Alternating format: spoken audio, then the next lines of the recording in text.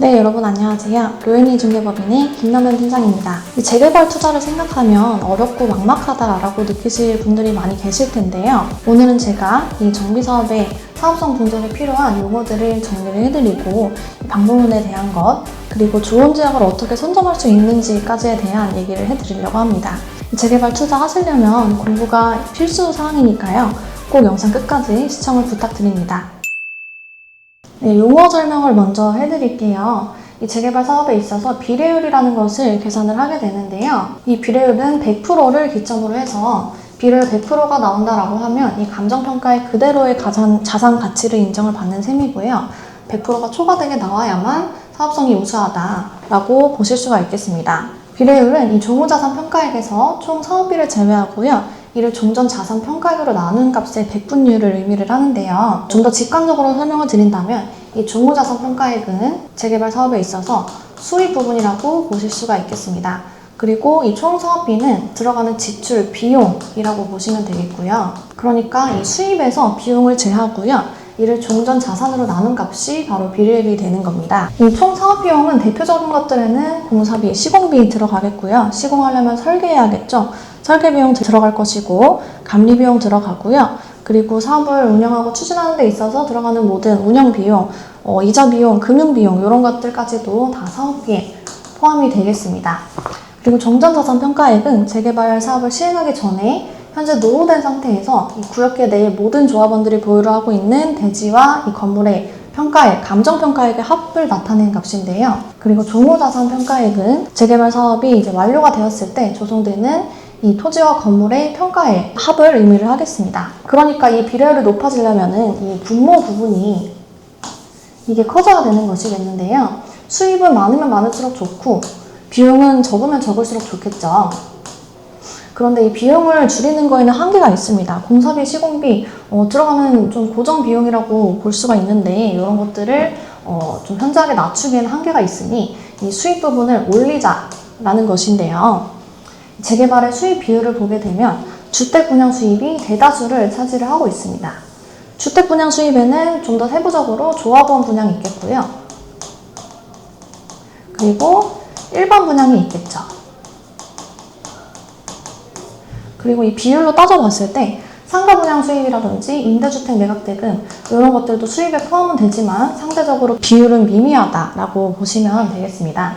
따라서 결국에는 이 분양 수입, 주택 분양 수입에서 많은 수익을 올려야만 이 비례율이 좋아지고 사업성이 좋아진다라고 보실 수가 있겠고요. 그래서 일반 분양 세대수가 많으면 많을수록 좋다라고 이제 일반적으로 얘기를 하고 있습니다. 네, 다음은 내 권리가액을 계산하는 방법인데요. 권리가액이라는 용어도 많이 들어보셨을 텐데 이 권리가액은 조합원이 구역계 내에서 소유하고 있는 지금 현재 소유한 자산의 감정평가액에다가 앞서 말씀드린 비례율을 곱한 값입니다. 보통은 100%에서 120% 정도의 범위로 이 비례율이 정해지게 되는데요. 최종 분담금이랑 이 내가 분양받을 새 아파트의 조합원 분양가에서 내 권리가액을 빼는 수치입니다. 따라서 권리가액이 왜 중요한지 아시겠죠? 이 내 권리가액, 내가 가지고 있는 자산의 권리 가치가 높아져야만 이 최종 분담금이 줄어들게 되는 구조인 것입니다. 흔히 말하는 프리미엄, 이 재개발 피라고 하는 것도 결국엔 이 권리가액에서 비롯이 되는데요. 좀 구체적인 예시를 들어서 설명을 해드릴게요. 현재 재개발이 추진되고 있는 구역계 안에 15억 원짜리 빌라 매물이 있다고 가정을 해보겠습니다. 이 빌라의 감정가액은 4억 원이라고 하고요. 비례율은 120%라고 합니다. 그렇다면 권리가액은 앞서 말씀드린 것처럼 내 감정가액 4억 원에서 비례율 120%를 곱한 5억 원이 현재의 이 권리 가치, 권리 가액이 되는 것이고요. 이 전체 매매 가액은 15억 원인데 여기서 권리 가액 5억 원을 발라내게 된다면 이 프리미엄은 10억 원으로 산정이 되겠습니다. 즉, 이 10억 원짜리 빌라 매물은 재개발 피가 10억 원 붙어 있다라고 이렇게 표현을 할 수가 있겠고요.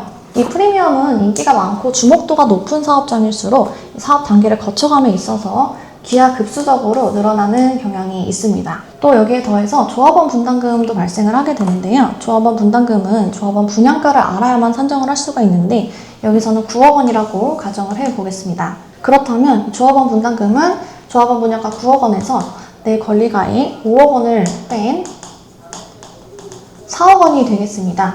즉 내가 입주권을 받기 위해서 추가적으로 들어가는 비용이 4억 원이 확정이 되는 것이겠고요. 여기에 더해서 추가 분담금이라는 것도 발생을 하는 경우가 종종 있습니다. 실제 입주 단계에서 이제 공사비가 좀 많이 인상이 된다든지 인건비도 상승을 한다든지 뭐 분양도 좀 지연이 되는 여러 가지 경우들에 있어서 수억 원까지도 추가적으로 부담을 하시는 경우가 발생을 하는데요. 그래서 결론적으로 이 15억 원짜리 매매에서 내가 내 손에 쥐게 되는 이 권리 가치는 5억 원짜리 빌라 매물이지만요. 그거 이상으로 많은 투자금이 들어가게 되는 것입니다. 따라서 이렇게 프리미엄이 높게 붙기 전에 재개발 초기 단계에서 좀 좋은 사업장을 먼저 선점을 하시는 것이 중요하겠고요. 그리고 이렇게 사업 단계를 거쳐갈수록 프리미엄이 늘어나는 문제점뿐만 아니라 각종 규제와 제한들도 많이 이 사업장 이 구역에 있어서 걸리게 됩니다. 사업 단계를 거쳐갈수록 각종 규제와 제약이 심화가 되기 때문에요. 이런 규제에서 벗어나고자 비교적 자유로운 초창기 재개발 지역으로 집중을 하시는 게 요즘 투자의 트렌드이기도 하고요. 초기 재개발의 경우에는 이렇게 비례율 분석이 필요한 각종 숫자들을 정확히 산정하는 데 현실적인 어려움이 있습니다. 초기 단계에서 조합원 분양가 당연히 알 수가 없는 것이겠고요. 감정가액도 이 미래 시점의 가치이기 때문에 현재 시점에서 정확히 산정하기란 무리가 있습니다. 따라서 이제 막 동의율을 얻고 후보지를 선정하는 데 있는 사업장이라면 단순히 뭐 평당가, 대지지분 이렇게만 보실 것은 아니고요. 굉장히 많은 정량적, 정성적인 이런 요소들을 다 고려를 하셔야 됩니다. 그리고 위치, 입지, 그리고 브랜드 가능성 이런 것들을 또 중요하게 보셔야 되겠고요. 그런데 요즘에는 일반적인 고정관념을 깨고 일반 분양 비율이 낮은데도 불구하고 성공한 이 사업장의 사례들이 속속들이 등장을 하고 있습니다. 구아현 이 구역이죠.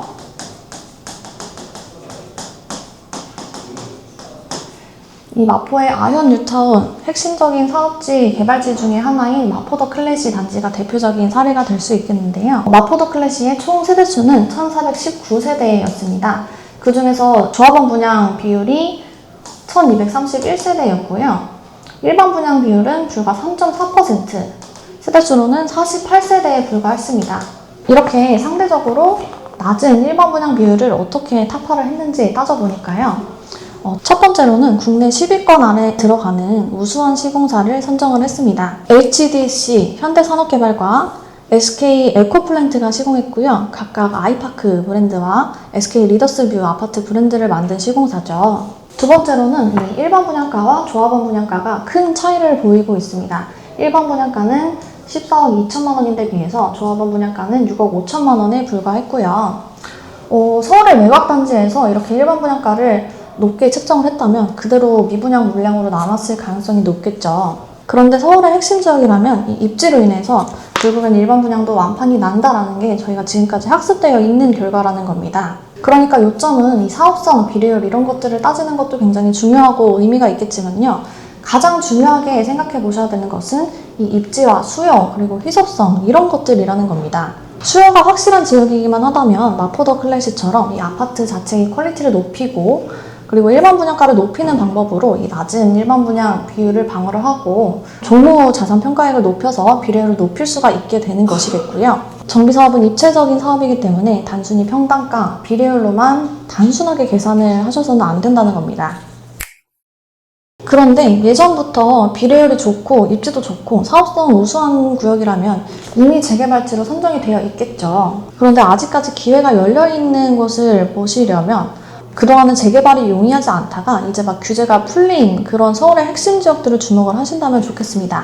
대표적으로 규제에서 막 풀린 지역 그리고 정책적인 방향성을 같이 보셔야 되는 건데요.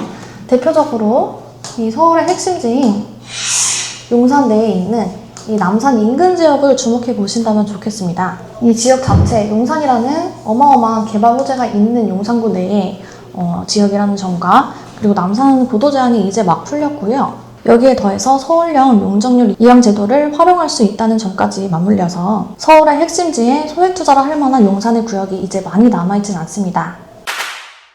매주 토요일 2시에 저희 로엔리 중개법인에서는 세미나를 개최를 해드리고 있는데요. 영상이나 방송에서 보다 전하지 못한 깊은 이야기들도 들려드릴 수 있도록 영상에서 담기 힘든 보다 유익한 정보들을 세미나에서 또 공개를 해드리고 있으니까요. 많은 참여를 부탁드립니다. 세미나 참여하셔서 투자 기회 꼭 잡고 가시기를 바랄게요. 감사합니다.